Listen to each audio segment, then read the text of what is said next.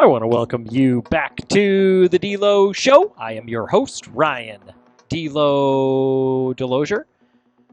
And before we begin today's mega episode, a quick note to our listeners. This episode of the DeLo Show deals with real-world mechanics of an internal sex sting operation and involves heavy legal and clinical discussions surrounding attempted child rape, child exploitation, and online predators that go along with that as well too. So it addresses highly sensitive, disturbing themes, and we believe this is an important look at how our local justice system functions. But it is not a light.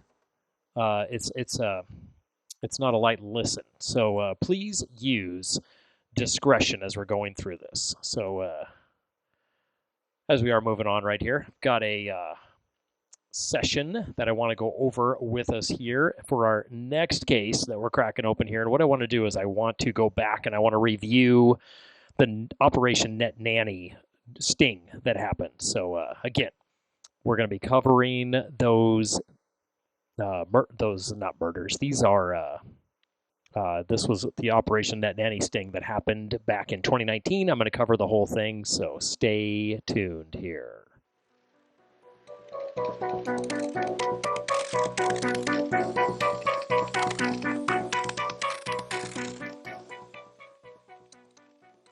Once again, welcome back to the DeLo Show. I am your host, Ryan DeLozier.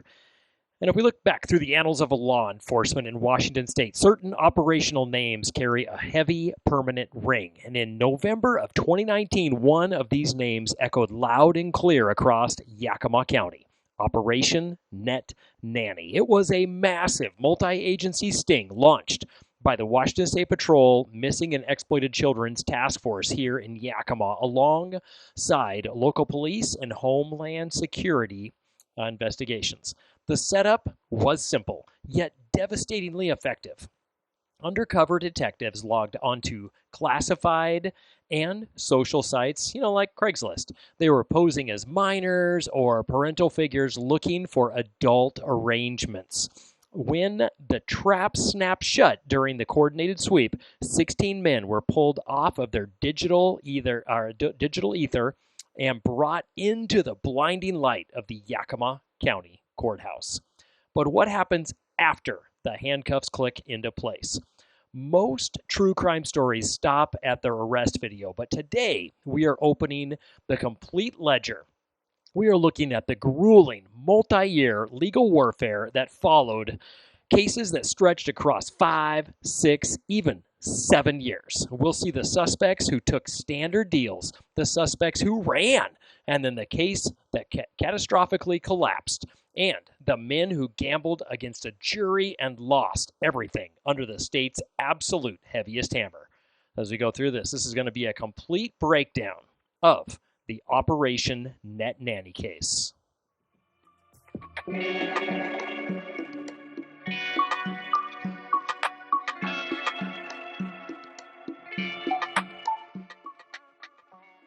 All right, for the first part of this, we're going to look at the fast pleas and the outliers that go along with this. So we begin with the cases that resolved efficiently, demonstrating the standard mechanics of a negotiated plea. So we'll first look at Benjamin Cool. He was arrested on November 19th, 2019, as many of these were. It's like the 18th and 19th when they caught these individuals. Cool didn't rely on a public defender. He retained a private attorney and immediately posted a $10,000 bond, while others were stuck behind bars. Cool secured court orders, allowing him to travel, while his trial dates were pushed down the road by, again, it was 2019, so they had the pandemic delays that went along with that. But Benjamin Cool knew the state's evidence was tight. So on May 24th of 2022, he bypassed a jury and entered a plea of attempted child rape in the second degree and sexual exploitation of a minor. The outcome? A flat concurrent sentence of 58.5 months. Just under 5 years in state prison. He avoided the indeterminate life sentence of that goes that a lot of them get as well too. We'll hear this as we go through. that many others would face. He traded his freedom for certainty and walked into a cell knowing exactly when he would walk out. And then there's another one, Jesse Juan Ruiz. His docket matches the classic Net Nanny timeline. Swept up on November 19th, 2019, again, same date as before, facing attempted child rape and multiple counts of communication with a minor. Ramirez's case was a marathon of agreed continuances, cycling through different defense attorneys for nearly 4 years. Finally, on August 10th of 2023, he stood before Judge Elizabeth M. Tusich and changed his plea to guilty. A month later, another judge, Judge Richard Bartheld, handed him down a 36-month prison sentence running concurrently between his counts, but ordered consecutively with prior sentences. But in the dragnet, this massive, sometimes the system snares a completely different kind of anomaly.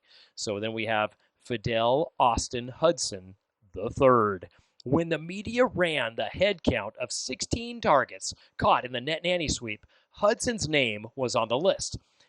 But his court file reveals a massive structural fluke. Hudson wasn't prosecuted for internet sex crimes. His arrest during Operation Week triggered a deep dive into his background, revealing a cascade of severe domestic violence charges. He was charged with felony violations of domestic violence no contact orders because his crimes were entirely distinct from the internet sting. His case bypassed the state attorney's general desk. He took a rapid plea on March 2020. Again, this is quick. This is right after this. So remember, they were caught on November 19th, 2019, arrested. March 2020, I mean, we're really quick, like 4 months later. Right as the pandemic was shutting the world down, and walked away with a concurrent sentence of just 1 month in a local jail. A side character in the Net Nanny story, but a stark reminder of how chaotic a major police dragnet can be.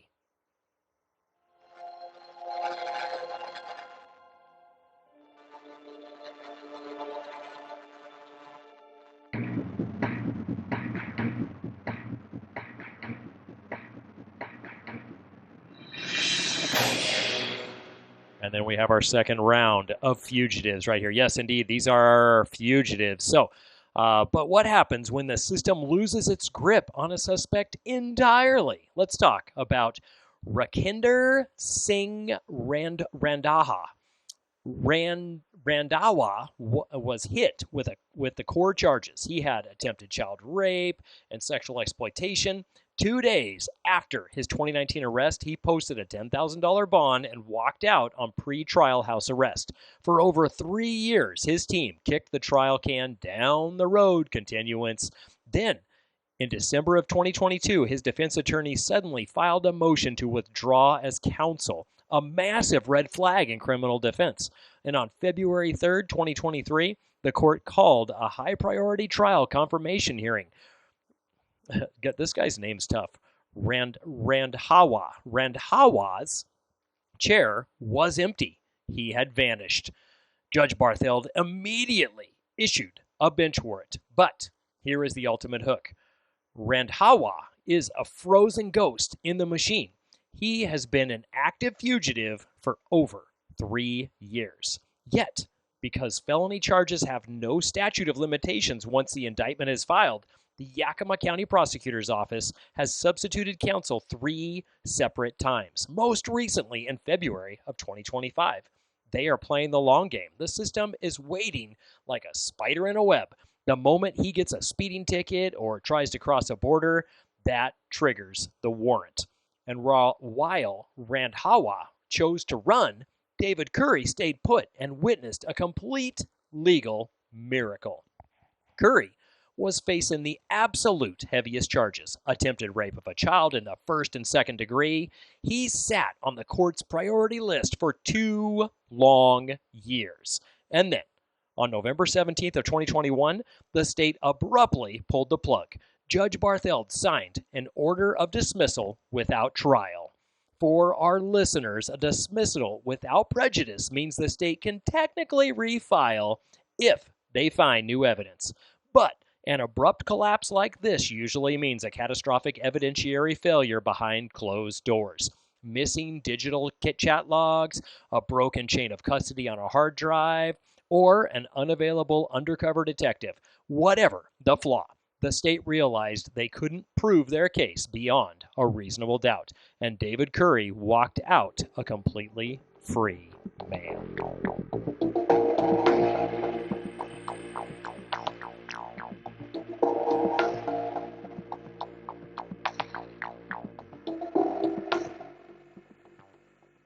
For some suspects, the road to resolution wasn't an easy plea or a dismissal.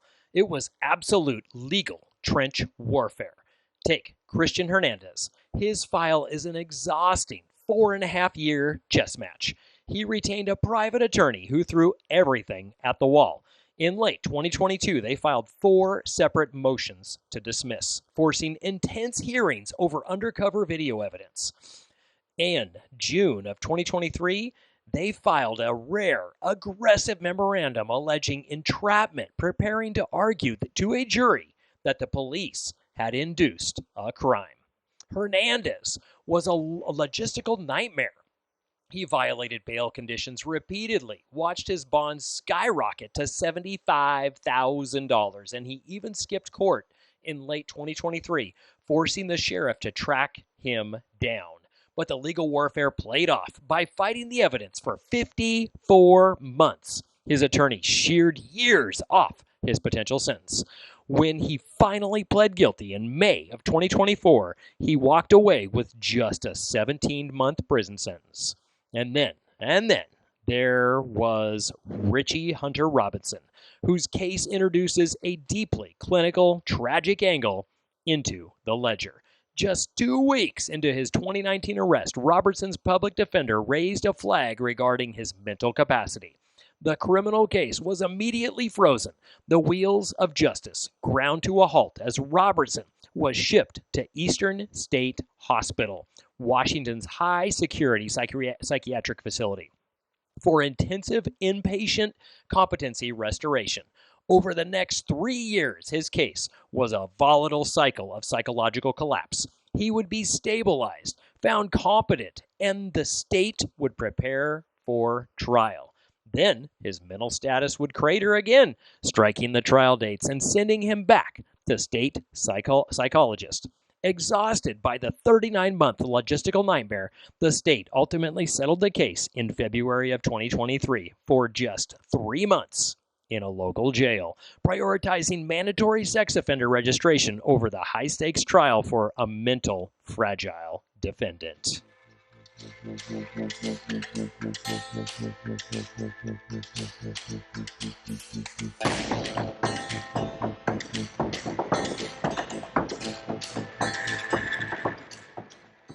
And now we reach the deep end of the ledger, the suspects who refused to bend, who looked at the state of Washington's evidence and decided to roll the dice. Let's look at Leonardo M. Sanchez Brenton of Union Gap. He was charged with attempted second-degree child rape. His case didn't stay with local prosecutors. The Washington State Attorney General's office stepped in, taking over the priority trial schedule to ensure an ironclad prosecution. And then there was Kendrick Yallop Littlebull. He played a classic game of legal chicken. For nearly 4 years, his case sat on Yakima County's internal tracking list, pushing through a dozen agreed continuances. He waited until the court's trial schedule was bursting at the seams, forcing a last-minute plea deal on May 10th, 2023. By waiting out the clock, he negotiated a double child rape charge down to a flat 40-month prison term. He even secured a cinematic twist, a pre-prison furlough signed by the judge, allowing him a brief window of temporary freedom to handle his personal affairs and say goodbye to his family before turning himself in. But what happens when you fight to the bitter end and lose? Let's talk about Hayden Aaron Erlinson. Erlinson's case features an unbelievable courtroom cliffhanger, a double trial. In June of 2023, Erlinson walked into a courtroom, took the stand in his own defense, and alleged entrapment. The jury deadlocked, peppering the judge with 6 separate notes before a mistrial was declared. Erlandson had survived the first wave, but the state reorganized, bringing out their heavy-hitting duo, prosecutors Nicholas Kewick and Theodore Smith. On October 2023, the retrial commenced. Erlandson took the stand, but this time the state's trap closed flawlessly. The jury returned 2 guilty verdicts. On January 10th of 2024, he was slammed with Washington's severe indeterminate sex offender sentence, life in prison with a strict minimum of 76.5 months. That indeterminate life sentence framework is the ultimate nightmare of the Washington Penal Code, and it crushed Veneman in Gadiachuk. Gadiachuk took the state to a grueling 5-day trial in September of 2023. The entire proceeding was a logistical mountain conducted entirely through court-appointed Russian interpreters. The jury listened to translation-heavy testimony regarding digital chat logs, deliberated, and returned a unanimous guilty verdict on all counts. Because he pushed his case to a trial conviction, Judge Jeffrey Swan handed down an indeterminate life sentence with an 82.5-month minimum. The reality was so dense that the court held a dedicated hearing in jail just so an interpreter could read the massive judgment and sentence document to Gadiachuk line by line. His conviction was officially affirmed on appeal on December of 2025. And then, our next suspect, Lucas Noe Martinez, tried to outlast the system entirely. Martinez managed to keep himself out of a prison cell for an incredible 6 years and 4 months after his initial arrest. He survived pandemic shutdowns, cycled through multiple prosecutors, and even skipped court entirely in 2024, racking up a failure to appear. By July 2025, the Yakima County Superior Court had completely lost its patience. A judge entered a strict historic mandate. Court ordered no more continuances. They custom assigned a judge to force the case to trial. And in January of 2026, Martinez finally faced his jury and lost.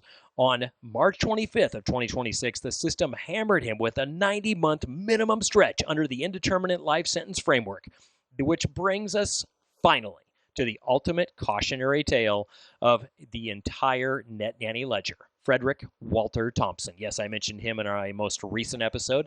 And while almost every other defendant folded under pressure to avoid a lifetime under state supervision, the 67-year-old Thompson dug his heels in for nearly 7 years. His public defender stuck by his side through the astronomical number of continuances. In April of 2025, they fought a massive suppression hearing to throw out Thompson's statements to police, but the state won, sealing his fate. And in February of 2026, Thompson forced a full 4-day jury showdown. The evidence was so disturbing that potential jurors had to be brought into private chambers for hardship and bias interviews. And on February 6th of 2026, the jury returned unanimous guilty verdicts. On April 1st, 2026, Judge Sonia Rodriguez-True swung the ultimate hammer: life in prison with a minimum term of 48 months. To lock his cell door permanently, the state entered a formal order regarding exceptional sentence on April 29, 2026, ensuring that the life tail of his sentence remains unassailable by future appeals. For 2,326 days, Thompson remained free on personal recognizance, gambling that he could beat the House. Instead, he walked out of the courtroom facing the rest of his natural life behind bars.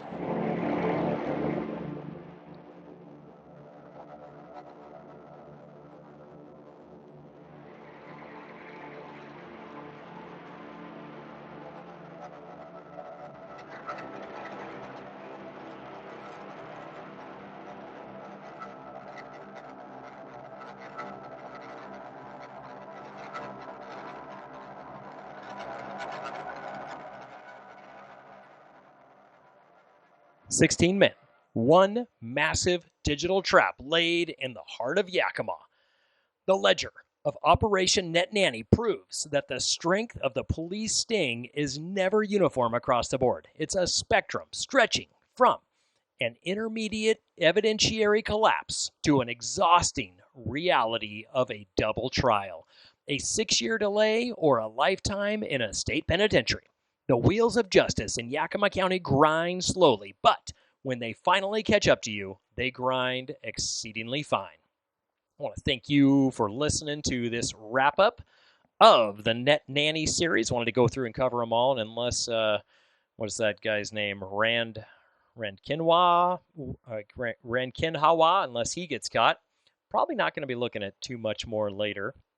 But I did come across something that was interesting. Like those of you who are interested in this Net Nanny series, this was done by by How This Works. This was actually initiated in part with the State Patrol, but and then what they do is, they set these guys up. I've done several podcasts on this, but what they do is they set them up and they put an ad on, say, Craigslist, and then but they get someone to come to their house. They have someone posting on Craigslist, and they get these people to come and visit. They have them pick up things along the way, such as condoms, things like that make them know that they intend to do something when they get there with someone who is underage. And so this is done by the state police, but I came across one today, and it's actually called Pred Poachers, and it's a vigilante group. It's a group led by Alex Rosen. It operates entirely independently of law enforcement.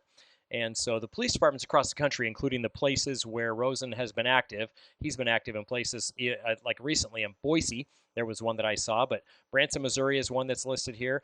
Have explicitly warned that these groups do not have deals with police. So they just go in and they try to get people, and then they tell the police that they've caught them.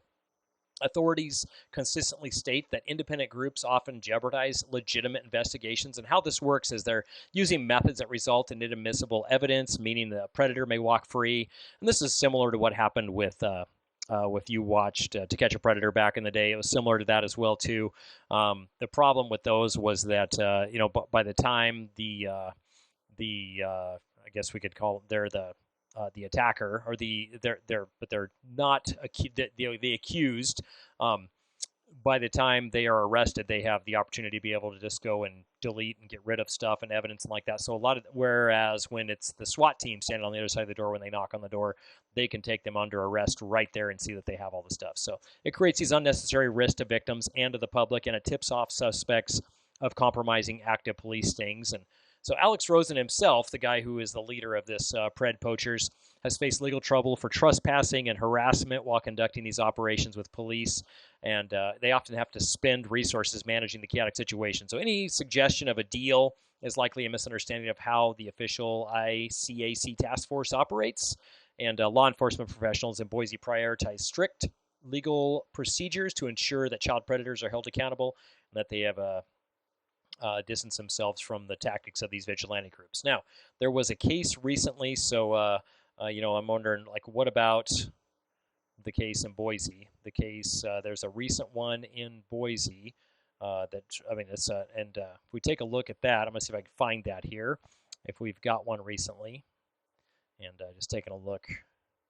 Yeah, I don't have one here on my stuff, but if I were to search it on the internet here and figure that out. So I do want to go to a different one as well too, though. There's another bill that I had mentioned earlier. So back in a previous episode earlier in the year, there's Senate Bill 5312, and it was a controversial bill, and it was related to these as well. So how this works in Washington State, it was called the Net Nanny legislation, and it's the Senate Bill 5312.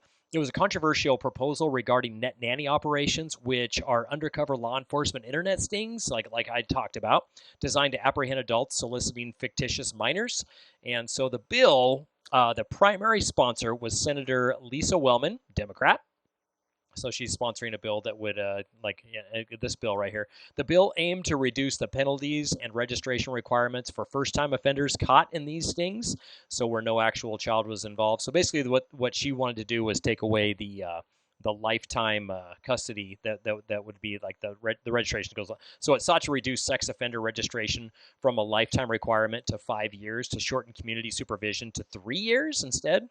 And the legislation died in the legislature, thank goodness, because, I mean, really the only thing like Fred Thompson or the 15 others that are in this case I mean, had it not been State Patrol on the other side, we could very easily have 16 to 32 victims, because in Fred's case, it was like he was going there to teach two of a mom's daughters about this. So yeah, it's nice to see that this bill has died.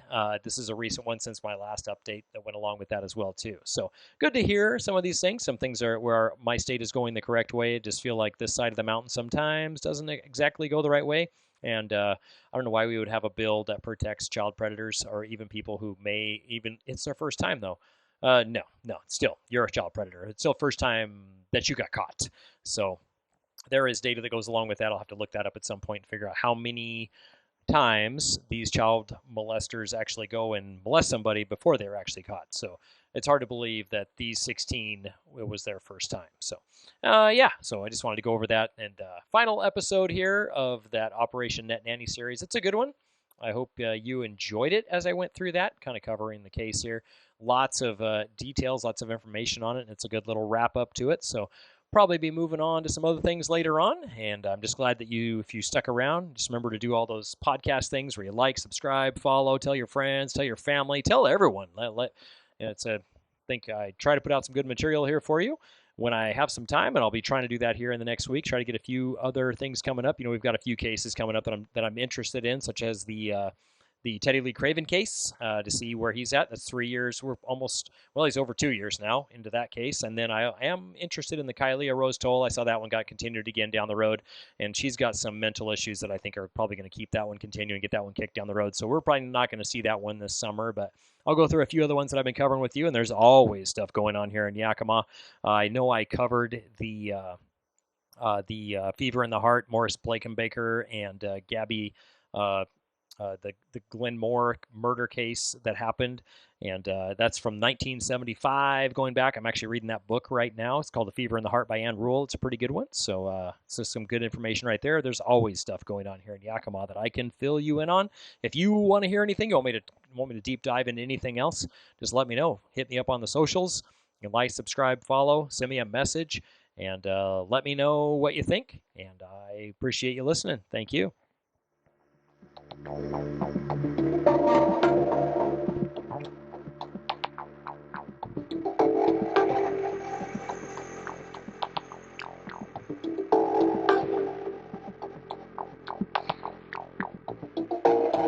More heart.